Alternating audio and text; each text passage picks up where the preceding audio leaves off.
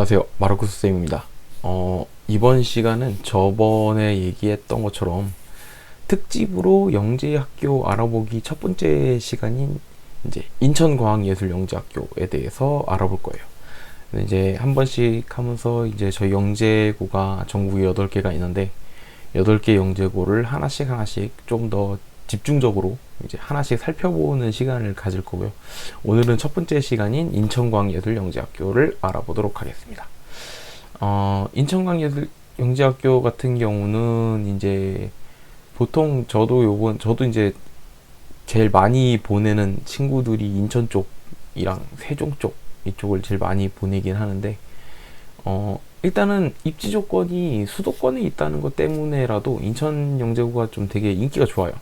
그래서 집중적으로 좀 알아보고 어떤 학교인지 한번 또 들어가기 이 학교를 가기 위해서는 어떤 준비를 해야 되는지도 학교의 모집 요강이나 이런 거에 맞춰서 한번 좀 집중적으로 알아보는 시간을 갖도록 할게요. 일단 처음에 이제 해야 되는 얘기는 자 순서 볼까요? 순서 첫 번째는 인천광예술영재학교가 어떤 학교일까? 그러니까 학교가 위치가 어디에 있고 뭐 그런 게 있겠죠. 기본적인 학교의 정보에 대해서 한번 보고, 두 번째는 이제 2021학년도 올해죠. 올해까지 시험을 봤는데 올해까지의 한번 약 4개년 정도의 입학 경쟁률에 대한 추이를 한번 살짝 보고, 이제 3번이 사실은 이제 요번 얘기의 핵심적인 건데, 인천광예술영재학교를 가기 위해서 1, 2, 3차 평가를 할 때 그 평가가 어떻게 진행되고 우리는 어떻게 대비를 해야 된다라는 얘기. 네 번째는 입학을 위해서 필요한 과정을 전체적으로 요약해가지고 말씀드리는 걸로 순서를 잡았어요.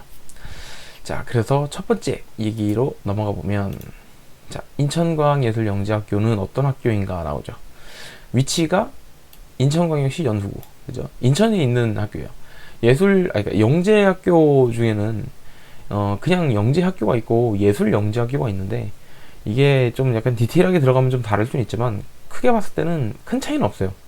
이제 예술영재학교 같은 경우는 좀 더 이제 우리가 그러니까 기본적으로 수학과학이나 이쪽 과목 말고도 약간 인문이나 또는 약간 예술 쪽에 대한 것도 좀 더 수업 시간에 다룬다 뭐 이런 느낌으로 접근을 하면 되는데, 사실 큰 차이는 없고, 위치가 인천광역시인데 영재학교 중에서 수도권에 있는 학교라고 하면 뭐 서울영재고라든가 또는 뭐 경기영재고라든가, 그 다음에 인천, 그 다음에 뭐 대전 정도인가 세종시 정도 가면 세종 뭐 이렇게 있는데요.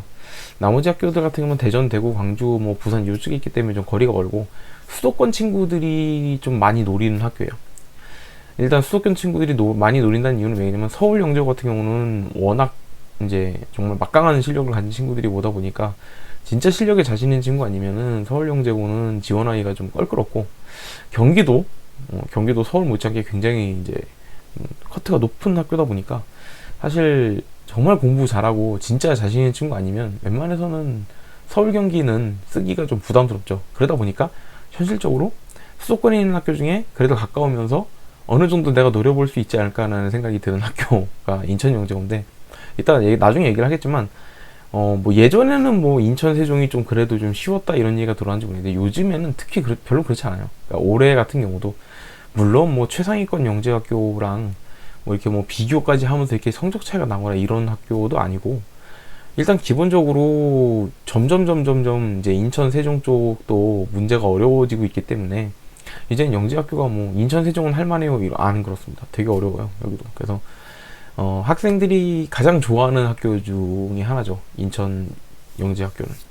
보면은 학생 수가 남학생이 188명 있고 여학생이 40명, 그래서 총원이 228명이라고 하는데, 이게 약간씩 이제 통계를 보니까 차이가 있어요.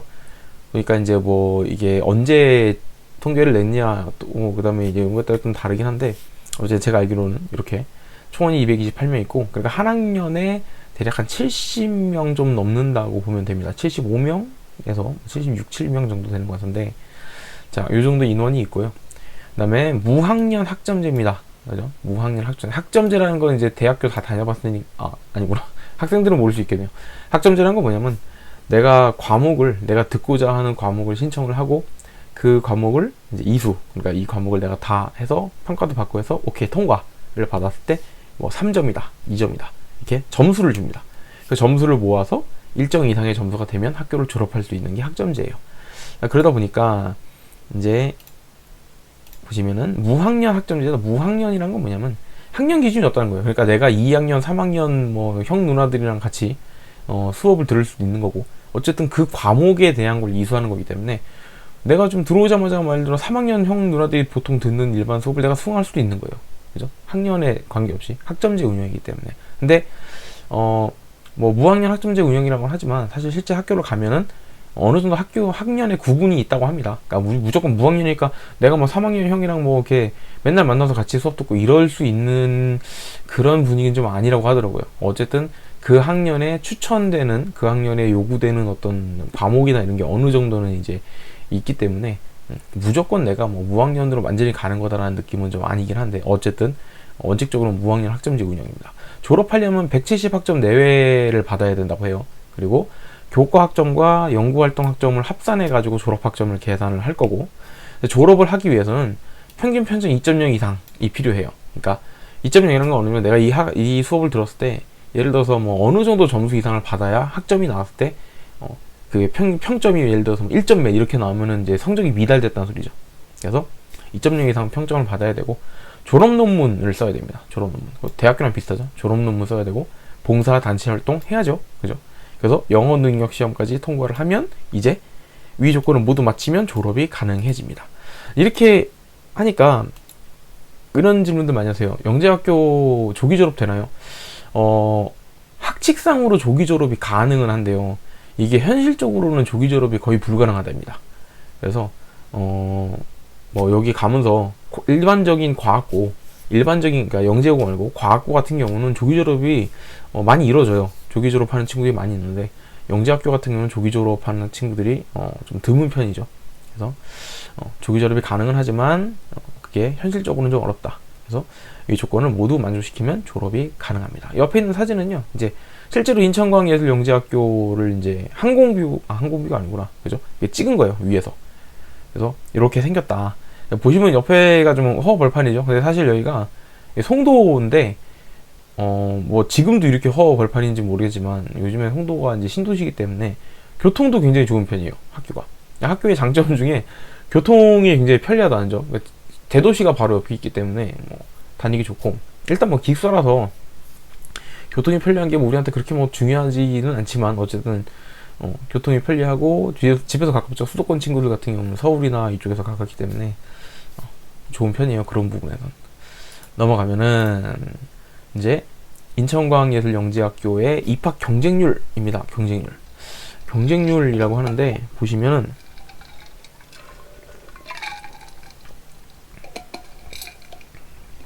2018학년도부터 2021학년도까지가 나와 있어요. 2018학년도라는 거는 실제 시험은 2017년도에 친 겁니다. 그래서 2018년에 입학을 한 거죠.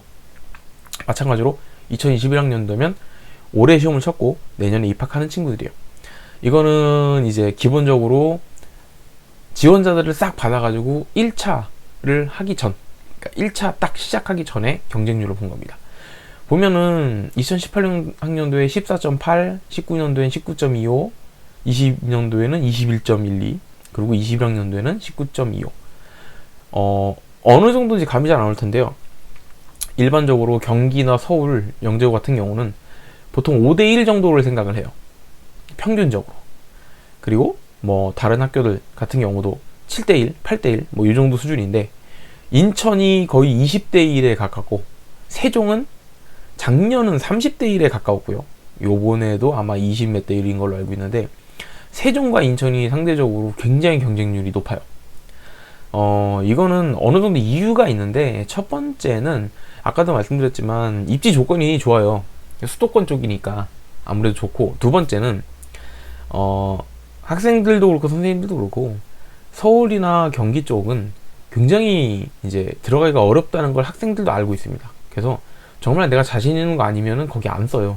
근데 인천이나 세종은 상대적으로 이제 생긴 지가 얼마 안 됐고, 어느 정도 지필고사 문제들을 쭉 보니까 굉장히 어렵거나 한 게 아니고, 어느 정도 아이들이 중등 과정에 대해서 충분히 공부를 했으면 도전해 볼만 하더라 라는 얘기가 이제 계속 왔으니까, 이제 학생들이 이제 어느 정도 내가 하면 되지 않을까 하는 생각에 희망을 갖고 이제 지원을 하는 거죠. 그래서 다른 학교에 비해서 경쟁률이 높아요, 굉장히. 근데 이제 나중에 아까도 나중에 얘기할 건데 이게 그렇지 않습니다. 이제 요즘에는 인천 세종이 그렇게 쉽지 않아요. 어쨌든 경쟁률은 거의 20대 1에 가깝게 들어오는 게 생기기 때문에 꽤 높은 편입니다. 다른 학교에 비해서 거의 3배 가까이 되는 거예요. 보통 일반적으로. 넘어가면은 이제 1차. 이제 영재고는 1, 2, 3차 3번을 거쳐가지고 입학을 하게 되죠. 그래서 이번 주부터 여기서부터 그냥 진짜 내용인데 1차는 뭐냐면 1차는 다 알겠지만 자기소개서와 생기부입니다. 학교 내신하고 자기소개서인데 아까도 봐서 알겠지만 경쟁률이 20대 1입니다 라고 하는 얘기는 뭘까요?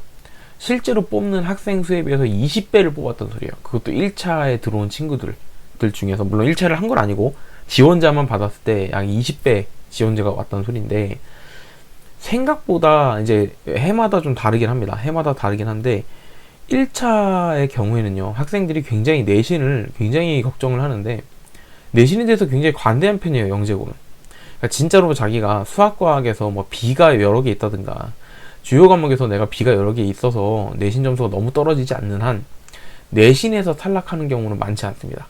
왜냐면 기본적으로 1차에서 학생들을 최소 5배수 정도는 뽑아요. 그러니까 이 영재고에서 만약에 70명을 뽑겠다 75명을 뽑겠다 그러면 대부분 학교들이 약 300 중반에서 400명대까지 뽑고 많이 뽑는 경우는 정말 10배수를 뽑는 경우도 있어요. 그러니까 1차는 학교에서 몇 명을 뽑는다고 정해놓지 않아요. 그냥 봐서 영재성이 있다고 판단되는 학생들은 1차에 합격을 해줍니다. 무슨 말이냐면 내가 내신 성적이 너무 낮지 않으면 웬만하면 내신에서는 패스를 한다는 거예요. 그러니까 올해 같은 경우도 제가 영재고 친구들 몇 명 써서 했는데 정말로 국어가 B가 나온 친구도 있고 물론 수학과학이 B가 나온 친구는 없었어요. 근데 국어를 한번 정말 되게 많이 실수를 해서 점수가 많이 깎였는데도 불구하고 그 친구는 1차를 패스를 했어요. 그 친구가 이제 2학년 때 그렇게 국어를 한번 정말 망하고 나서 1차에서 불합격할까봐 엄청 걱정을 했어요. 내신 때문에 불합격할까봐. 근데 아닙니다. 1차 통과했어요. 그래서 내신에서는 정말 너무 성적이 안 좋다. 그러니까 여기서 너무라는 건 좀 기준이 다를 수 있는데 주요 과목에서 B가 막 3, 4번씩 나오고 이런 수준이 아니면 웬만해선 통과합니다. 영재고에 쓸 정도의 실력을 어느 정도 갖춘 친구들의 입장에서 보는 내신에서는 별 문제가 없어요. 중요한 건 자기소개서에서 판가름이 많이 나는데 왜 그러냐? 일단 자기소개서는 첫 번째 절대 대피를 하면 안 됩니다. 요즘에는 대필인지 아닌지를 검색하는 그런 시스템도 있어요. 그리고 선생님들이 딱 보시면은 이거 대필인지 아닌지 바로 압니다. 정말로 저도 제가 학생들 영재고를 보내면서 저는 학원 선생이지만 학생들한테 그 자기소개서를 써서 저한테 보내라 그래요. 제가 읽어보고 문맥적으로 수정을 해야 되겠거나 어떤 단어 같은 걸 좀 바꿔야겠거나 이런 거를 좀 손을 봐줘서 야, 이런 건 좀 고치자 이렇게 해가지고 학생이 쓸 수 있는 수준, 그러니까 제가 절대로 글을 써주거나 이런 건 없고 이건 문맥상 이 얘기는 조금 그러니까 다른 얘기로 고쳐보자 라든가 이런 단어는 조금 그러니까 다른 단어로 바꿔보자 라든가 이런 얘기만 해주지 제가 써주거나 학생이 쓴 걸 제가 수정해서 써주거나 이러지 않습니다. 왜냐면 선생님들이 딱 보면 알아요. 이게 어른이 쓴 건지 학생이 쓴 건지. 물론 학생들 중에 굉장히 문장력이 좋은 친구들도 있어요. 근데 그렇다고 해도 학생이 쓴 거랑 선생님이 쓴 거는 다릅니다. 대필 한 건지 아닌지 바로 알아요. 그리고 검색 시스템도 있고. 그래서 일단 절대 대필하면 안 됩니다. 보면은 뭐 논술학원에서 써준다, 누가 써준다라고 하는데 하지 마세요. 1차에서 그냥 바로 광탈입니다. 절대 안 돼요. 그래서 첫 번째는 절대 대피하지 말 것. 그리고 자기소개서를 쓰기 위해서 준비 과정을 이제 얘기를 할 거예요. 첫 번째, 자기소개서 항목이 있죠. 이건 뭐냐면은 작년까지 인천영재고에서 자기소개서에다 쓰세요라고 했던 항목들 4가지입니다. 아래 보시면은 1번 장래희망과 학교에서 자기주도 활동 기술. 한마디로 내 장래희망이 뭐고 내가 지금 학교에서 이 장래희망을 위해서 어떤 활동을 했습니다. 예를 들어서 내가 물리학자가 꿈이에요. 그러면 저는 물리학자가 꿈이라서 학교에서 물리와 관련된 실험 같은 걸 해봤고요. 선생님이랑 같이 무슨 대회도 나가봤고요. 무슨 100일장도 해봤고요. 이런 식으로 내 장래희망과 관련된 학교 생활에서의 자기주도 활동, 그러니까 내가 원해서 활동을 했던 것, 대회도 나가봤고요, 실험도 해봤고요, 선생님들이랑 조별과제도 해봤고요, 이런 걸 말하는 겁니다. 이런 경험이 있어야 된다는 소리예요. 쉽게 얘기해서. 그러니까 두 번째는 수학과 과학 분야에 영재성이 있다고 생각되는 경험이나 노력. 이거 뭐냐면 말 그대로 본인이 다른 친구들에 비해서 나는 수학이나 과학에 대해서 이해력이 좋거나 뭔가 친구들이 공부하기 어려웠던 것까지 나는 그래도 공부해보고 뭔가 이런 거에서 흥미를 느꼈다. 뭐 이런 얘기를 쓰란 얘기인데요. 대부분 이 부분은 학과에 관련된 얘기가 돼요. 그러니까 실험이나 활동이 아니라 내가 어떻게 공부를 했는데요 라든가, 아니면 내가 어떻게 어떤 생활을 하다가 갑자기 번뜩이는 아이디어가 생각나서 이거를 과학이랑 수학의 어떤 이 이론을 이용해서 이렇게 바꾸면 뭔가 좋은 뭐 시스템이 생길 수 있을 것 같다, 또는 뭐 또 좋은 물건을 만들 수 있다, 뭐 이런 게 생각났어요. 뭐 이런 걸 쓰는 겁니다. 근데 대부분 보면 여기에 쓰는 내용들은요, 그런 거 있잖아요. 학교에서 배운 내용을 토대로 내가 뭔가 더 생각할 수 있는, 뭐 굳이 예를 들자면 내가 피타고라스의 정리를 배웠어요. 근데 피타고라스 정리를 학교에서 배웠죠. 근데 이제 어느 날 이제 뭔 얘기를 하다가 뭐 파푸스의 중선 정리라는 게 있대요. 보니까 공식이 하나 있어요. 그래서 이건 어떻게 증명하는 거지 해서 내가 이거 막아가지고 하다 보니까 피타고라스의 정리를 썼더니 증명이 됐어. 이걸 내가 해봤는데 됐어요. 이런 거죠. 내가 공부를 하다가 뭔가 다른 사람들이 생각하기 어려웠던 거를 내가 생각을 했어요. 이런 식의 내용이 기술되면 됩니다. 근데 이것도 어느 정도 스토리가 있어야 돼요. 뭐냐면 앞에서 내가 장래희망 얘기를 했는데, 장래희망에서 물리학자에 대해서 한참 얘기를 해놓고는 수학과학 얘기를 할 때는 그거랑 관련 없는 생물 쪽 얘기를 한다던가 이러면 연관성이 떨어집니다. 그러니까 자기소개서의 내용은요, 항목은 4개지만 4개가 일관되게 한 주제를 향해서 가야 돼요. 근데 1번에서는 물리학 얘기했다, 2번에서는 갑자기 생명공학 얘기했다, 3번에서 뭐 딴 얘기했다 이러면은 안 됩니다. 그런 점수가 깎여요. 그래서 일관되게 한 개의 내가 원하는, 내가 장래희망, 내가 하고 싶은 건 이겁니다. 그리고 거기에 대해서 나머지 항목들도 다 어느 정도 비슷한 내용으로 한 가지의 이야기들을 쭉 풀어가는 식으로 해줘야 돼요. 스토리텔링이라 그러죠. 그래서 2번은 그렇고 3번 인문예술적 소양 또는 융합적 탐구능력. 이게 무슨 말이냐면, 일단 인문예술적 소양인데, 인문학이 뭐죠? 인문학? 보통 우리가 인문학 하면 제일 많이 떠오르는 게 책 읽는 거, 그죠? 예술적 소양은 알죠? 음악, 미술, 이런 쪽, 그죠? 융합적 탐구 는 뭐죠? 수학을 공부를 하는데, 수학을 공부를 했는데 내가 과학 공부를 하다가 수학에서 배운 걸 적용해서 했더니 풀렸어, 이런 거죠. 물리학에서 쓰는 뭐 삼각함수 같은 거라나 미적분 같은 걸 쓸 수 있겠죠. 어쨌든 내가 공부를 했는데 그 하나가 아니고 공부한 것들 여러 가지를 조합해 가지고 뭔가 새로운 걸 생각해낼 수 있다, 또는 뭔가 새로운 걸 생각해 봤다, 또는 아니면 뭐 산출물 대회에 나갔는데 내가 예를 들어서 난 물리학과, 수학과, 또 그 다음에 뭐 미술에서 했던 뭘 이용해서 뭐 새로운 캔버스를 만들어냈어요. 이런 거에 대한 경험이나 노력을 한번 써보란 겁니다. 그러니까 무슨 말이냐면, 학생이 과학 좋아하는 거 좋고 수학 좋아하는 것도 좋아요. 근데 네가 과학만 하고 수학만 한 게 아니고 내가 이걸 통해서 다른 것들과 융합해서 뭔가 새로운 걸 창조해낼 수 있다, 그런 걸 보여달라는 거예요. 그래서 3번이 꽤 쓰기 어렵습니다. 4번, 이거는 봉사활동 경험 또는 교사와의 관계에 대해서 얘기를 하는 건데, 뭐냐면 쉽게 얘기해서 리더십 보는 거예요. 왜냐면 영재고 가게 되면은 앉아서 선생님 수업만 가만히 듣고 있는 수업은 별로 없습니다. 대부분 실험을 한다든가 세미나처럼 한다든가 그런 식의 수업들이요. 그러니까 내 의견을 내고 저 사람 의견을 듣고 거기에 대해 수정을 하고, 그래서 우리가 함께 어떻게 이 문제를 해결할 건지, 이런 식으로 수업을 합니다. 근데 저는 맨날 앉아서 책상 앞에서 공부만 했는데요, 이러면 이거는 감점 요인이에요. 그러니까 내가 친구들과의 교우 관계도 좋고 내가 주도적으로 앞장서가지고 막 이런 걸 해봤어 라든가, 우리 조별 활동을 하는데요, 제가 어떤 걸 해가지고 뭔가 우리 조를 쉽게 얘기해서 속칭 말해서 캐리했어요, 이거죠. 제가 캐리했어요. 근데 제가 캐리했어요라는 얘기만 쓰이면 안 돼요. 그러면 그냥 나만 잘난 거예요. 그게 아니고 내가 캐리는 하는데 우리 조원 중에 이런 애도 있고 저런 애도 있었죠. 그럼 이 친구들이랑 이 과제를 잘하기 위해서 내가 어떤 노력을 했는가, 또는 선생님하고 같이 해가지고 뭘 하는 경우도 있죠. 선생님하고 같이 해서 팀을 해가지고 뭔가 산출물을 낸다는 이런 경우도 있는데, 선생님하고 할 때도 내가 선생님의 어떤 의견을 받아들이고 또 선생님한테 내가 어떤 의견을 드렸고, 그래서 선생님이 어떤 도움을 주셔서 제가 이런 것까지 생각을 해낼 수 있었습니다. 그러니까 다른 사람과 내가 함께 해서 더 좋은 결과를 만들어냈어요 라는 거에 대한 경험을 쓰라는 거예요. 그렇기 때문에 지금 항목을 보면 알겠지만 대충 어떤 걸 물어보는지 보이죠. 그러면 지금 초등학교거나 또는 중학교에 들어간 친구들의 입장에서는 어떻게 해야 될까요? 학교 생활을 할 때 내가 이 1, 2, 3, 4번에 있는 이 항목들, 이것들을 쓸 수 있는 경험이 필요해요. 그냥 가만히 학교에서 공부만 하고 열심히 공부하고 성실하게 다녔고요, 그러기만 하면 안 된다는 소리죠. 내가 장래희망을 정해놓고 학교에서 거기에 관련된 활동을 해야 되고, 수학과 과학 분야에서 영재성이 있다고 얘기를 하려면 내가 학교에서 배운 걸 가지고 더 깊게 들어가는 공부를 했다든가, 또는 거기에 대해서 뭔가 뭐 학회 같은데 아니면 무슨 교수님이 하시는 무슨 강의 이런 걸 듣는다든가 뭔가 그런 활동을 해야 되고, 그다음에 배운 내용의 여러 과목을 합쳐가지고 뭔가 새로운 걸 생각해내고, 또는 그런 거에 대한 어떤 조별 활동이라든가 아니면 실험 활동이라든가 이런 것도 해야 되고, 그다음에 봉사활동이나 또는 다른 친구들이랑 같이 뭔가를 하면서 내가 그 사람들의 관계에서 내가 혼자 했을 때보다 이 사람들의 장단점을 다 잘 파악해서 우리가 더 좋은 걸 만들어냈어요. 이런 식으로 활동이 필요하다는 거예요. 학교 활동. 그러니까 여기에 있는 내용들을 종합하면 학교 활동에서 내가 내 장래희망과 내 미래를 위해서 어떤 노력을 했습니다를 스토리를 보여달라는 겁니다. 그러니까 스토리가 없는 친구들은 자기소개서 쓸 게 없어요. 그러면 굉장히 위험해요. 그래서 그냥 공부만 열심히 해서는 안 됩니다. 그러니까 이거를 보고 내가 이런 걸 쓸 수 있게끔 활동을 미리 생각을 하라는 소리예요.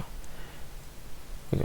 자기소개서는 그냥 그 날짜 됐을 때 쓰는 게 아닙니다. 그냥 미리 항목들을 보고 내가 이 항목들을 쓸 수 있는 거를 미리 준비를 하셔야 돼요. 자, 옆에 주의사항이 있는데, 자기소개 쓸 때 첫 번째 글자 수의 유의. 제한된 글자 수를 넘어가면 안 됩니다. 이게 무슨 말이냐? 학생들이 이제 그런 생각들을 해요. 뭘 써서 내야 되면 내가 많이 쓰면 많이 쓸수록 좋은 거라 생각하는데 안 그렇습니다. 글자 수가 정해져 있으면 무조건 그 글자 수를 맞춰야 돼요. 500자 이내 그랬으면 절대 500자를 넘기면 안 됩니다. 500자 넘어가면 굉장히 감점이 커요. 어느 정도냐면 자기소개서의 항목에 글자 수가 500자였는데 내가 550자, 600자 썼다. 그러면 그냥 탈락할 확률이 무지하게 높습니다. 글자 수 꼭 맞춰야 됩니다. 이게 요즘에는 뭐 네이버나 이런 데 가면요, 글자 수 이렇게 할 수 있는 그런 게 있잖아요. 딱 써서 내가 몇 자 쓴 건지 해서 글자 수 꼭 확인해야 됩니다. 그래서 이게 의외로 학생들이 써서 내봐 그러면 500자 쓰라 그랬는데 300자 쓰는 건 괜찮아요. 물론 500자 쓰라 그랬는데 100자 쓰라 그러면 100자 써오면 그거는 좀 문제가 있습니다. 너무 적어도 안 되는데 플러스 마이너스에서 10%에서 8% 정도 생각하세요. 500자면 450자에서 550자는 안 되겠죠. 450자 정도 아니면 440자 요 정도 수준이면 충분합니다. 넘기면 절대 안 되고요. 너무 적어도 안 돼요. 500자 쓰라는데 200자 써왔다 이러면 문제가 있는 겁니다. 그건. 두 번째는 학생 본인을 식별할 수 있는 내용. 이게 무슨 말이냐? 나를 식별할 수 있는 거? 내 이름 있는데요. 이게 아니고요. 이런 거 있죠. 저희 아버지는 국회의원 누구신데요. 이런 거. 아니면은 저는 무슨 의사 누구의 아들로 태어나. 안 되는 거 아시죠? 그러니까 본인을 식별할 수 있는 내용이라는 건 내가 가지고 있는 어떤 특정한 나만의 어떤 그런 거를 얘기를 하는 건 좋은데, 이게 뭔가 다른 쪽으로 이용될 수 있는 걸 말하는 거예요. 이게 굉장히 말이 좀 그런데, 쉽게 해서 그냥 이렇게 본인을 식별할 수 있는 내용이라니까, 그러니까 이렇게 쓰세요. 부모님에 관련된 얘기. 우리 부모님은 월 수입이 얼마고요. 안 되는 거 아시죠? 저희 부모님이 예를 들어서 되게 유명한 누구입니다. 이런 거 안 되죠. 이런 거 안 되고요. 두 번째, 교내 수상 필적은 가능하지만 그 이외의 외부 수상 필적은 금지입니다. 외부 수상 필적을 절대 쓰지 마세요. 예를 들어 저는 KMO 은상을 타서 안 됩니다. 물올에서 안 됩니다. 그죠? 저는 영재원 어딜 다녔는데 안 돼요. 교육청 영재원인데요, 쓰지 마세요. 학교에서 수상한 것과 학교에 관련된 얘기 이외에는 가능하면 안 쓰는 게 좋습니다. 특히나 수상 얘기는 안 쓰는 게 좋아요. 내가 이런 활동을 했습니다, 괜찮습니다. 제가 예를 들어서 어디 과천에서 하는 무슨 천문대 무슨 봉사활동을 갔습니다. 괜찮아요. 외부 활동이지만 외부 활동 내가 한 거잖아요. 내 장래희망을 위해서, 내 장래를 위해서 내가 이렇게 이런저런 활동을 했다. 그럼 괜찮습니다. 근데 그래서 제가 은상을 탔는데요, 금상을 탔는데요, 안 됩니다. 그래서 수상 얘기는 절대로 외부 수상은 쓰지 마세요. 세 번째, 생기부에 기재된 교내 활동과 관련된 내용을 작성하는 것이 유리하다. 이게 왜 그러냐? 이 자소서는요, 1차에서 평가를 한 다음에 끝나면 선생님들이 이걸 폐기하는 게 아닙니다. 이걸 가지고 있다가 3차 캠프에서 면접을 하는데 여기에 대한 걸 물어봐요. 자기소개서에 썼던 내용을 바탕으로 자네 보니까 이런 활동을 했다고 하는데 그럼 구체적으로 어떤 활동을 했는 건가? 라고 물어봅니다. 그러면 쉽게 얘기해서 내 자기소개서에 생기부에 기재된 거랑 다른 내용이 있으면요, 일단 평가관이, 그러니까 면접관이 딱 봤을 때 자기소개서 내용이 있고 분명히 학교에서 보내준 생기부가 있습니다. 딱 봤는데 생기부에 없는 내용들이 자기소개에 너무 많아. 그러면 물어보겠죠, 아무래도. 생기부에는 없는데 왜 자소서에 있지? 그러면 이게 진짠가? 진위 여부를 확인하기 위해서 물어봅니다. 그죠? 그러니까 물론 진짜로 내가 한 거예요. 생기부에 단지 기재가 안 된 거야. 그럴 수 있죠. 근데 어쨌든 그런 식의 질문이 날라오는 건 나한테 별로 좋은 게 아니에요. 그리고 생기부에 기재된 교내학과 관련된 거를 같이 쓰라는 이유는 뭐냐면, 선생님이 딱 봤을 때 생기부의 내용과 자소서의 내용이 비슷하고 거기는 내용들이 잘 기술이 돼 있으면 선생님들 입장에서 일단 첫 번째 신뢰감이 들고, 두 번째 입장에서는 본인이 그 대답을 그 내용에 대한 걸 질문했을 때 내가 대답하기가 쉽습니다. 생기부에 기재된 내용을 본인이 확인을 할 수 있는지 모르겠는데, 이게 제가 알기로는 생기부 내용을 볼 수 없는 걸로 얘기를 했었는데, 어쨌든 선생님한테 넌지시 여쭤볼 수 있어요. 선생님 추천서를 쓰시면 선생님이 추천서를 보여주지 않습니다. 근데 물어볼 수 있잖아요. 선생님 추천서에 어떻게 쓰셨는지 조금만 얘기해 주면 제가 좀 거기에 대해서 좀 준비를 할 수 있을 것 같은데요. 그럼 선생님이 이제 약간 뭐 크게 맥락을 말씀드리죠. 뭐 이런 얘기가 있길래, 너 생기부 보니까 뭐 무슨 뭐 어디 대회 같은 데서 교내 무슨 대회에서 수상했더라. 그래서 그거 썼고, 뭐 너 전에 무슨 실험했던 거 썼고, 뭐 했건 썼고, 이러면 그거를 잘 적어놨다가 생기부에 자소서에 쓰세요. 이런 정을 저는 했습니다. 그러면 분명히 거기에 대한 질문이 날라올 거라고. 그러면 내가 대답하기가 편해요. 그리고 내가 대답을 잘하면 당연히 생기부에 있는 내용이고 내가 자소서에 쓴 거니까 신뢰도가 100%죠. 그래서 가능하면 생기부에 기재된 내용을 써주는 게 좋습니다. 그러니까 자기소개서 쓸 때 이런 친구들이 있어요. 정말 학원에 대한 무한한 신뢰와 그 어떤 좋은 감정 때문에 학원 선생님이 해줬던 얘기, 학원 선생님이 가르쳐준 얘기들을 되게 많이 쓰는 친구도 있어요. 제 입장에서는 되게 고맙고 되게 참 그렇긴 한데, 기분은 좋은데 별로 좋은 자소서는 아니라는 소리예요. 무슨 말이냐면, 일단 그런 경우는 면접관이 이 자소서에 나와 있는 내용의 진위 여부를 판단하기가 굉장히 힘듭니다. 왜냐면 생기부에 없는 내용이기 때문에. 학원에서 제가 이런 수업했는데요, 이런 공부했는데요, 했겠죠. 근데 그런 내용이 생기부에는 없잖아. 그러니까 어떻게 보면 좀 따로 논다는 느낌이죠. 그래서 그런 건 별로 좋은 게 아니에요. 그래서 자소서는 쓰셨으면 가능하면 담당 선생님이나 담임 선생님한테 한번 보여드리고, 저 자소서 이렇게 썼는데요, 괜찮을까요? 라고 물어보세요.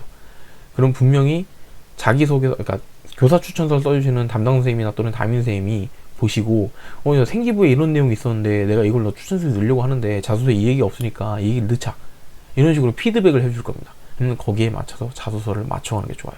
그래서 이렇게 작성을 하는 주의사항을 잘 봐주시면 될 것 같아요. 자, 두 번째로 넘어가면 2차죠. 솔직히 말씀드려서 영재학교의 합격의 여부를 판가름하는 거의 60-70%의 비중은 2차죠. 그죠? 자, 2차는 지필고사인데요. 우리가 가서 시험 보는 거죠. 근데 문제가 엄청나게 어려운데, 자, 수학문제 출제 분석인데, 이거는 인천영재구의 수학문제를 말씀을 드리는 거예요. 이거는 참고로 기준연도가 2020학년도의 문제입니다. 2021학년도, 그러니까 올해 본 시험에 대한 거가 자료가 나왔나요? 저는 2021학년도 문제를 아직 받아보지 못해서 복기라도 해야 되는데 복기가 쉽지 않더라고요. 일단은 그래서 2021학년도 말고 2020학년도 문제를 가지고 일단은 분석을 한 거예요. 근데 추세가 어떻게 변해오는지를 말씀을 드릴 테니까 보고선 거기에 맞춰서 준비를 하시는 게 좋을 것 같아요. 첫 번째는, 자, 출제 난이도가 해마다 증가. 이게 제일 중요합니다. 제가 이런 말 하면 뭐하지만, 예전에 학생들이 세종하고 인천은 좀 약간 어떻게 보면 우습게 봤어요. 문제 별로 안 어렵다고. 서울 경기에 비하면 세종 인천이 쉽지. 물론 그랬습니다. 실제로 지금도 그렇긴 해요. 그래서 솔직히 경기 서울보다는 세종 인천이 좀 쉬워요, 아직까지는. 근데 출제 난이도가 해마다 증가하고 있다는 걸 어떻게 하냐. 당연히 선생님들이 해마다 출제가 끝났을 때마다 나중에 이제 복기를 하든가 해서 그 학교에서 냈던 문제들 다 봅니다. 올해는 제가 아직 못 보긴 했는데 아마 조만간 보겠죠. 올해가 가기 전에 아마 확인을 하게 될 텐데, 딱 느낌이 그거예요. 처음 세종 인천에서 문제를 냈을 때 느낌은, 중학교 과정만 정말 열심히 공부해서 진짜 완전 빠삭하게 공부했다. 그러면 내신 공부 정말 열심히 한 친구도 정말 가능성이 없진 않겠다, 이런 생각을 했어요. 근데 2020학년도 문제를 딱 보는 순간 아닌 것 같은데, 그 생각이 딱 들었어요. 자, 왜 그러냐. 출제 난이도가 증가한다는 거는 문제가 어려워진다는 건데요. 문제 스타일이 점점, 이렇게 말하면 뭐하지만 경기 쪽 문제랑 되게 비슷해져요. 이제 이렇게 말하면 학생들이 경기 쪽 문제가 뭔데요? 이러는데, 학교마다 문제를 내는 느낌이 좀 있어요, 스타일이란 게. 근데 경기 쪽의 문제 스타일은 뭐냐면, 좀 더 학생들이 깊게 생각해야 문제를 풀 수 있고, 지문이 깁니다.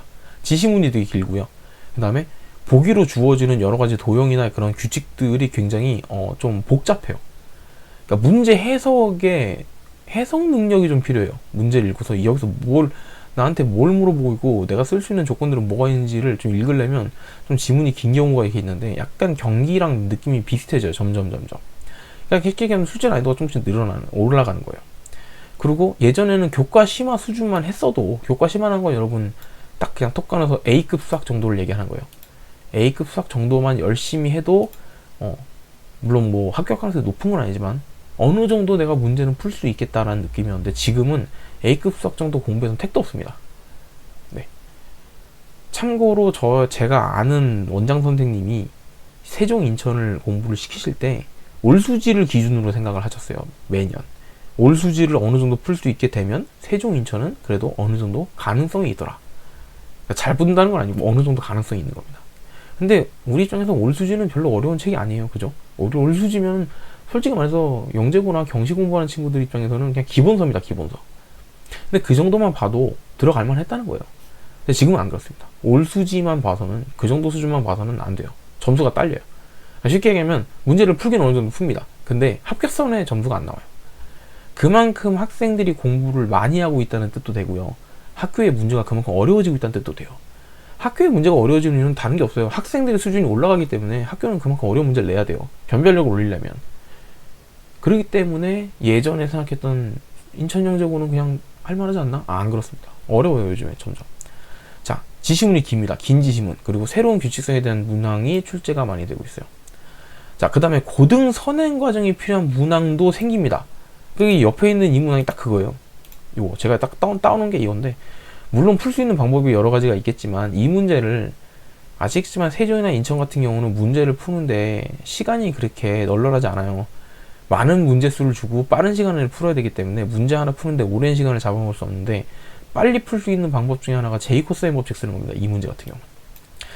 근데 제이코사인 법칙은 일단 일반적으로 교과 과정에서는 3학년 2학기에 나오면 삼각비에서는 안 가르쳐요. 그죠? 제이코사인 법칙 정도 하려면 고등과정 가야 됩니다. 그리고 이거 이외에도 우리가 뭐 인수분해 2차 방정식, 2차 함수 문제를 푸는 문제가 있는데, 중등 과정에서 나온 수준의 2차 방식, 2차 함수 수준으로는 풀기가 굉장히 어려운 문제들이 있어요.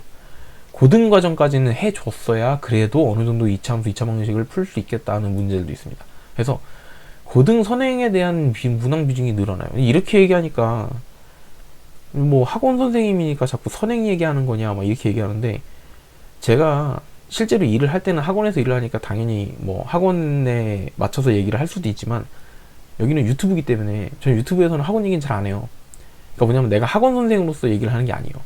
유튜브에서 제가 학원 선생 하는 게 아니니까. 그러니까 제가 그냥 봤을 때 학생들이 어떻게 공부를 해야겠더라, 요즘 추세가 어떻더라 이렇게 얘기를 하는 건데, 고등 선행 안 하면 솔직히 말해서 힘듭니다. 이거 그냥 인정해야 돼요.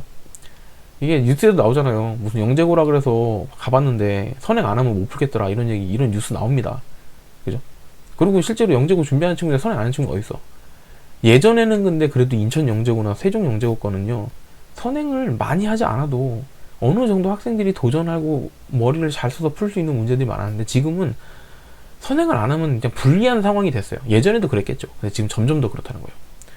자, 그리고 네 번째는 요거는 이제 세종영재학교랑 공동 출제했죠. 해마다 그랬는데 2020학년도 작년이죠. 작년도에는 세종과 인천이 문제는 비슷했는데요. 19번까지는 똑같았고, 세종 같은 경우 20번 문제부터 6문제를 추가로 다른 문제를 냈습니다. 어쨌든 공동 출제가 계속 되어 왔는데, 공동 출제가 이제 점점점 이제 안 되는 느낌이에요. 2021년도 문제 같은 경우도 공동 출제를 했는지 안 했는지 제가 아직 확인을 못 해봐서. 근데 어쨌든 공동 출제했지만 2020년도에는 공동 출제를 하긴 했지만 약 한 4분의 1 정도는 공동 출제 문제가 아니었다. 그 정도입니다. 그래서 우리가 여기서 중요하게 봐야 되는 건 그거예요. 이제 출제 난이도가 증가하고 있다. 그러니까 예전처럼 올수지 정도만 열심히 공부해서 가면 인천 세종 되지 않나요? 아닙니다. 그 옛날 얘기예요. 그 다음에 지시문이 길고 새로운 규칙성 이런 문제, 그러니까 우리가 봤을 때 문제 해석하는데 약간 노력이 필요한 문제들이 나온다는 소리예요. 그러니까 어렵다는 거죠, 쉽게 얘기해서. 그 다음에 고등 선행이 어느 정도 이제 필요합니다. 고등 선행 안 하고선 저는 정말 정직하게 중등으로만 갈게요. 뭐 말리진 않는데 굉장히 고생할 겁니다. 그래서 어느 정도 이렇게 변화를 하고 있다 라는 얘기고요. 넘어가면은 이제 이것도 2020학년도 문제들을 기준으로 문항분석을 한 거예요. 근데 뭐 보면 여기는 내용들은 사실 뭐 중요하지 않아요. 뭐 정수, 영역이 정수다, 조합이다, 기하다 막 쭉 있는데, 그냥 보면은 내용만 볼게요. 소인수분해, 그죠? 중1 때 나온 거죠. 약수, 중1 때 나온 거예요. 평균, 분산, 뭔지 알죠? 다 3학년 1학기 나온 거예요. 3학년 2학기 나온 겁니다. 확률, 2학년 2학기. 경우의 수, 확률. 방심 나와 있는데요. 사실 이 문제 방심은 안 풀어도 돼요. 근데 어쨌든 뭐 방심을 풀면 빨리 풀긴 합니다. 근데 방심 없어도 되긴 하는데, 왜냐면 방심 같은 경우는 교권 과정에서 안 가르치잖아요. 그죠? 방심 없어도 풀 수 있어요. 근데 조금입니다. 한 1, 2분 더 걸려요. 내심, 내저번 다 배우는 거죠. 시계 변형 배우는 거고요. 부정방정식, 우리가 교과 과정에서 부정방정식을 배우진 않죠. 근데 부정방정식을 생각은 할 수 있죠. 사실 부정방정식 같은 거는 어디서 많이 보게 되냐면 올수지 같은 책 보면 나오죠. 그죠? 그래서 대부분 학생들이 어렵지 않게 봅니다. 연립 2차 방정식. 연립 2차 방정식 뭔지 알죠? 이거는 사실 연립 2차 방정식은요, 개념 자체는 어려운 게 아니지만 이건 고등과정에서 나와요. 연립 2차 방정식은. 그죠? 3학년 1학기에서는 연립 2차 방정식은 안 나옵니다. 근데 어쨌든 연립 2차 방정식을 이용해서 풀면은 더 쉽게 풀리는 문제고, 경우의 수, 배수, 약수 다 하는 거고, 제곱, 수완전 제곱식. 보면은 쉽게 얘기해서 여기 있는 내용들 다 봐도 이거 고등과정인데 싶은 거는 요거 연립 2차 방정식. 그죠? 요 정도입니다. 방심? 이건 몰라도 돼. 이거 하나예요. 그러면 선생님 아까 고등거 많이 나왔다는데 고등거 별로 안 나왔는데요? 라는 생각이 들죠. 근데 아시겠지만 이건 대놓고 고등이에요. 대놓고 고등. 이걸 내가 모르고 있었다라고 하면, 만약에 이걸 말한 게 모르고 있었고 이걸 푸는 법을 모르겠다 그러면 이난 문제는 날리는 거죠. 근데 지필고사에서 한 문제 날린다는 소리는 그냥 불합격으로 바로 직행이죠. 무슨 말이냐면 이거를 내가 고등과정을 했냐 안 했냐에 따라서 너무 크게 판가름 난다는 거예요. 대놓고 이렇게 연립이차원식 써야 되는 상황이면. 넘어가면, 자, 닮음비, 삼각비, 삼각형 다 아는 거죠. 그죠? 삼각형의 넓이, 뭐 길이비, 닮음비, 이차원식 다 아는 겁니다. 그죠? 두 점 사이의 거리. 자, 두 점 사이의 거리 고등인가요? 아니죠. 이거 피타고라스 나오는 거죠. 그죠? 별로 어려운 거 아니에요. 격자점, 부등식, 일차함수, 기수법. 진법, 기수법 같은 경우는 요즘엔 내신에서, 그러니까 정확히 보면 교과 과정에서 안 가르치지만 개념 자체에 대해서 이해할 수만 있다면 어렵지 않게 풀 수는 있죠. 근데 문제는 진법 문제를 많이 안 풀어봤으면 개념을 쉽게 이해하기 어려워요. 문제가 딱 나왔을 때. 물론 우리처럼 영재고 대비를 하는 친구들은 다 진법 기술사 해봅니다. 그러니까 별 문제는 안 돼요. 그 다음에 뭐 다른 거 다 보죠. 피타고라스 알죠? 삼각비, 접선, 등접변을 다 알죠. 그 다음에 두 점 사이의 거리 알고요. 비례식, 인수분해, 회전변환, 도형합동 다 아는 겁니다. 참고로 여기서 회전변환 교과 과정에서는 잘 안 나오죠. 일반적인 내신에서는 잘 안 나오는데 회전변환이 어려운 건 아니죠. 오히려 회전변환 같은 건 초등학교 때 많이 해보죠. 삼각형 갖다 돌리고 이렇게 막 붙이고 이런 겁니다. 보면은 내용을 딱 봤을 때 대놓고 우리한테 고등과정이 필요해요 라고 하는 문제는 없어요. 별로 없습니다. 그러면 뭐가 문제야? 뭐가 문제인지 지금부터 보여드릴게요. 자, 두 점 사이 거리. 이게 과연 정말 피타고라스를 써서 하는 그 두 점 사이 거리일까요? 아니죠. 그죠? 이거는 사실 피타고라스를 이용한 두 점 사이 거리를 써서 풀 수 있는 문제지만 사실상 고등과정에서 나오는 해석기하에 있는 점과 점 사이의 거리를 쓰는 게 훨씬 더 편합니다. 그죠? 인수분해 당연히 고등과정 쪽 아는 게 훨씬 중요하겠죠. 그죠? 자, 삼각비. 이게 과연 정말 삼각비일까요? 그냥 사인, 코사인, 탄젠트가 아닐 겁니다. 일단 삼각비에 관련된 문제가 나오면요, 학생들이 우리가 기본적으로 알고 있는 기본적인 삼각비 내용만으로 풀기 어려운 경우도 있어요. 사인 법칙이나 코사인 법칙을 써야만 되는 경우가 생긴다든가. 그렇기 때문에 여기서 또 보면 이제 뭐 부등식 같은 거, 그죠? 부등식. 이게 과연 그냥 부등식이었을까? 아닐 수도 있다는 거죠. 그래서 여기 보면은 사실 내용적으로 봤을 때는 중등과정에서 배우면 다 할 수 있는 것처럼 단원명이 나와 있지만 실제로 문제를 보면은 고등과정까지 해놨어야지 좀 수월하게 문제를 풀 수 있는 것들이 굉장히 많아요. 실제로 보면. 제가 여기다가 뭐 문제를 다 보여드리면서 야, 이 문제는 사실 고등과정이 더 좋아요 막 이렇게 말씀드리긴 지면이 적어서 말씀 못 드리지만 하여튼 그렇습니다. 그래서 문양별 특징은 이렇게 나와요. 그래서 보시고 아 이런 문제들이 나왔구나. 보면은 뭐 기하가 많이 나왔나요? 대수가 많이 나와요? 하는데 비슷합니다. 대부분. 이제 그 뭐 문제 수의 비중이 비슷한데 좀 기하가 많은 편이죠. 상대적으로 보면 기하가 들어가는 문제들이 좀 많고, 그 다음에 상대적으로 좀 적은 건 정수 문제가 많지 않았어요. 2020학년도 같은 경우는 뭐 정수가 1번 문제, 7번 문제, 그리고 8번 문제, 넘어가면 16번 문제 4개밖에 없죠. 그래서 정수가 좀 적었는데, 그렇다고 정수는 그러면 세종은 정수 많이 안 내나요? 그렇진 않아요. 정수 같은 경우는 통상 정수 문제랑 기하 문제는 많이 나오는 편이에요. 근데 요때 좀 약간 특이하게 정수가 좀 안 나온 거니까 그런 거를 막 보면서 여긴 정수가 조금밖에 안 나오네 막 이렇게 생각하실 필요는 없을 것 같아요. 근데 기하는 확실히 많이 나옵니다. 기하 문제는 좀 많은 편이에요. 아무래도. 자, 넘어가면 3차입니다. 3차 같은 경우는 캠프라고 그러죠. 보통 영재 캠프라고 하는데 참고로 올해 같은 경우는 영재 캠프를 간소화시켰어요. 코로나 때문에 당일 하루 동안만 뭐 잠깐 하거나 이렇게 해서 넘긴 경우가 많은데, 사실 뭐 3차까지 왔다 그러면은 학생들 대부분이 붙을 확률이 높겠구나 라고 기대를 겁니다. 실제로 그래요. 그죠? 영재 캠프까지 왔으면은 여기서 이제 탈락하는 수가 많진 않기 때문에 상대적으로 이제 입학할 확률이 높은 건데, 그래도 여기서 이제 까딱하다가는 미끄러지면 진짜 정말 말 그대로 3차에서 떨어졌다 그러면 정말 학생들 멘탈 진짜 터집니다. 이거 2차가 제일 힘든 거거든요. 2차 패스했는데 3차 떨어졌다 그러면 선생님들도 멘탈 터져요. 자, 뭘 하는지 볼게요. 캠프에 가서. 자, 영재 캠프라는 보면 지원자의 탐구 역량, 자기주도 학습 능력, 인성, 수학, 과학에 대한 학문적성, 그 다음에 언어 이해 능력, 창의성, 문제 해결력, 융합적 사고력, 과제 수행 능력, 리더십 등을 종합적으로 평가하는 겁니다. 쉽게 얘기해서 여러분이 2차 지필 잘 본 거 알겠는데요. 그러면 다른 사람들과 다 같이 하면서 문제를 읽고 그거를 판단하고, 그래서 내가 이걸 어떻게 수행할 것이며, 그 다음에 문제를 해결하기 위해서 수학만 디립다 쓰는 게 아니고 여러 가지 학문적인 우리가 배운 것들을 모두 총괄해서 어떻게 문제를 해결할지 한번 생각해보세요. 토론해보세요. 이런 겁니다. 쉽게 해서 2차 합격생들이 지정된 당생에서 여러 가지 활동을 위해서 평가를 받는 겁니다. 자, 그럼 뭘 했는지 볼게요. 2020학년, 2021학년도 아니에요. 올해가 아니에요. 그냥 작년 겁니다. 올해는 간소화 됐기 때문에, 물론 내년에도 코로나가 이제 계속 좀 문제가 되면은 간소화돼서 할 확률이 또 있어요. 내년에도. 근데 일단은 기본적으로 원래 정상인 상황에서, 정상 학사과정인 상황에서 이제 2020학년도에는 어떻게 해서, 첫 번째 심층 면접. 아까 말씀드렸죠. 서류 기반 면접인데 뭐냐면 자소서랑 생기부 갖다 놓고 한마디로 너 전체 이렇게 했어? 라고 물어보는 겁니다. 학생이 낸 자소서와 생기부가 정말입니까? 를 사실 여부를 판단하는 거죠. 사실 이 부분은 학생이 거짓말한 것만 아니면 정말 가볍게 넘어갈 수 있죠. 근데 가볍게 넘어간다고 정말 신경 안 쓰면 안 되고요. 내가 캠프 가기 전에 꼭 자소서 본인이 쓴 거 다시 한번 읽어봐야 됩니다. 아니면 뽑아서 가져가세요. 선생님이 물어봤을 때 내가 썼으면서 썼다는 걸 깜빡할 수도 있어요. 사람이 내가 쓴지 오래됐으니까. 자소서 쓴 지가 몇 달 지나면 무슨 내용 썼는지 기억이 안 납니다. 근데 물어보면 내가 그런 말 썼나? 이러면 안 돼요. 물어보는데 내가 표정이 갑자기 눈이 동그리면서 내가 그런 말을 쓴 적 있어요? 이러면 뭐죠? 쉽게 얘기해서 자소서가 미조된 거예요. 그러면 안 됩니다. 그래서 꼭 내가 자소서에 무슨 내용 썼는지 꼭 기억하고 와야 됩니다.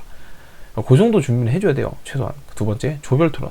조별 토론은요, 이제 2020학년도 기준인데 의자 만들기라는 주제로 토론을 진행했다고 해요. 그러니까 이거 같은 경우 뭐 그랬죠.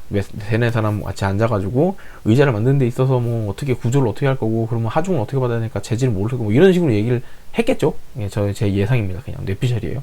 그래서 옆에 있는 사람들이랑 의견 조율하고 내 생각은 이렇다. 네 생각은 어떠냐. 그래서 이 의자를 잘 만들려면 어떻게 해야겠다. 그러니까 그런 식으로 사람들하고 같이 활동하는 걸 보는 겁니다. 그러면서 이 친구가 의견 교환은 잘 되는지, 그 다음에 좀 리더십 있게 행동을 하는지 뭐 그런 걸 보겠죠. 세 번째는 수학과학 지필평가. 2차도 지필평가 보지만요, 3차도 지필 봅니다. 예, 캠프 가면 면접 보나요? 그런데 면접 보는데요, 지필을 봐요. 문제를 또 푼다는 소리입니다. 그러니까 3차 갔을 때 가지고 지필평가 본다는 거. 그 다음에 네 번째, 인문학평가인데요. 인문학평가 같은 경우는 독서 후 배운 점, 깨달은 점. 그러니까 독서 후에 본인이 그 책을 읽고선 뭐 깨달은 점 같은 걸 작성하는 건데, 이게 이제 다른 학교도 이게 있는지 모르겠는데, 이게 이제 인천하고 세종 같은 경우는 원래는 에세이가 있었어요. 그래서 이게 그 에세이에 아마 관련된 걸 수도 있고요. 약간 좀 인천, 세종 같은 경우는 독서를 좀 중요하게 보는 학교입니다. 그래서 어쨌든 이렇게 독서 후에 배운 점, 깨달은 점 작성하는 것까지 해서 캠프 활동이 이렇게 이루어져요. 그래서 3차까지 이렇게 하는 거고, 넘어가면 이제 입학 준비를 위해서 필요한 과정 3가지를 이제 요약한 겁니다. 쭉 다시 보면 1차, 그죠? 자소서와 생기부, 내신 성적입니다. 서류죠, 서류 전형. 자, 일단 내신 성적은 기본이에요. 그죠? 기본적으로 내가 주요 과목에 대한 건 거의 대부분 다 A여야 됩니다. 거기에 막 B가 여러 개 있거나 하면은 탈락할 확률이 높아요. 그렇지만 아까 말씀드렸지만 내신 성적은 정말 본인이 관리를 엉망으로 하지 않았으면 웬만하면 많이 탈락하지 않습니다. 자, 생기부에 스토리가 담기도록. 이게 무슨 말이냐? 내가 학교 활동을 열심히 하는 건 좋아요. 평소 학교 활동 적극적으로 임해서 열심히 하는 건 좋은데, 그냥 아무거나 열심히 하는 것보다는 가능하면 내가 관심 있고 내가 장래희망이 어떤 건데 이쪽과 관련된 활동들을 위주로 해주는 게 좋습니다. 그래야지 나중에 내가 자소서를 쓸 때나 또는 어떤 생기부를 가지고 제출을 했을 때 내가 쓴 자소서의 내용과 생기부의 내용이 거의 흡사하면서 아, 이 친구가 어떤 사람이 되려고 하는구나, 또는 장래희망이 뭐뭐구나, 그래서 어떻게 공부를 하려고 하는구나, 게 눈에 보여요. 그러니까 면접관의 입장에서는 이 친구가 본인이 확실히 영재고를 가야 되고 내가 영재고가 왜 와야 되며 영재고에 정말 맞는 학생인지 판단할 수 있는 최초의 근거예요. 그렇기 때문에 학교 활동할 때 본인의 장래희망과 맞춰서 학교 활동에 적극적으로 해야 됩니다. 아까도 얘기했지만 자소서에 써야 되는 내용들을 미리 보시고 그 내용에 맞춰서 내가 쓸 수 있는 내용들을 생기부에 담는 거예요. 그냥 마냥 열심히 하는 게 아닙니다.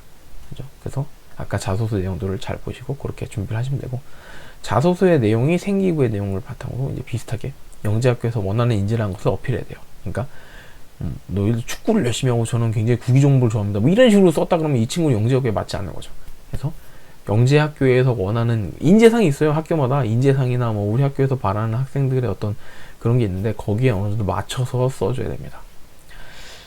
자, 두 번째, 2차 지필고사 대비죠. 2차 지필고사 대비는 학교 교과과정 공부만으로는 지필고사 운영을 해결하는데 부족함이 많다. 그죠? 그러니까 이제 보면은 학교 교과과정 공부라는 건 학교에서 하는 공부만 가지고는 지필고사를 대비하기가 힘들다는 거예요. 그러니까 그만큼 문항을 제대로 이렇게 잘 풀기 위해서는 학교에서 하는 공부 이상으로 더 많은 공부가 필요하는데, 사실 이 부분 때문에 대부분 학생들이나 부모님이 학원을 가게 되죠. 학원을 가는데 반드시 사교육에 의지할 필요는 없다라고 하는데 이 말은 사실 저도 사교육을 하는 사람이지만 저는 사교육이 필요할 때는 필요한데 굳이 필요하지 않을 때는 안 하는 게 좋다라는 좀 그런 생각을 가진 사람이에요. 근데 이제 사교육에 의지할 필요 없다는 거는 무턱대고 사교육은 나쁜 거니까 하지 말아야지 뭐 이런 의미가 아니고 일단 영재고를 가기 위해서 내가 어떤 공부를 해야 되고 그래서 어떤 책들을 보고 어떻게 공부를 해야 된다라는 거에 대한 계획이나 또는 내가 필요한 지식들을 어떻게 습득할 수 있는지 거기에 대해서 계획을 이제 완벽하게 세울 수 있으면 굳이 학원을 가지 않아도 돼요.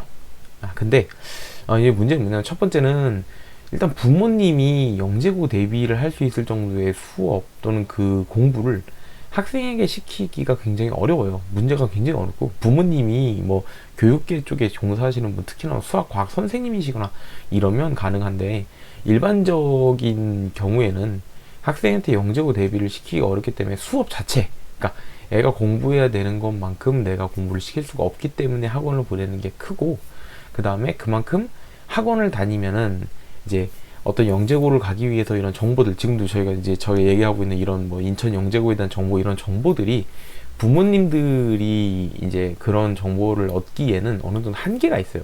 그래서 학원이나 이런 데서는 말 그대로 그 업계이기 때문에 그쪽에 관련돼 있는 정보들을 많이 가지고 있으니까 학생들을 지도해서 학교를 보내는데 좀 더 수월하겠죠. 그러니까 그러기 때문에 사교육을 많이 이제 하게 되는데, 사실 사교육비가 어마어마하죠. 이 영재고를 가려면 학원비라든가 과외비라든가 이렇게 굉장히 비싸기 때문에 저 같은 경우는 사실 뭐 이게 뭐 어떤 가정 형편이나 이런 걸 따라서 이거를 해야 된다고 생각을 하지만 우리 아이가 굉장히 잘하고 할 수 있는 것 같은데 좀 약간 무리해서라도 해야 되지 않나 이런 경우도 있어서, 그래서 만약에 어머니 아버지가 좀 더 관심이 있고 우리 아이를 정말 잘 키우고 싶다라는 생각이 드신다면 사교육도 물론 필요하지만 부모님이 그만큼 많이 공부를 또 해주셔야 돼요. 그래서 2차 지필고사 대비 같은 경우는 학원을 가던 또는 본인이 어떻게 뭐 본인이 직접 공부를 하던 간에 어쨌든 지필고사 합격을 위해서 자신이 필요한 지식을 배울 방법을 찾아야 돼요. 어떤 식으로든.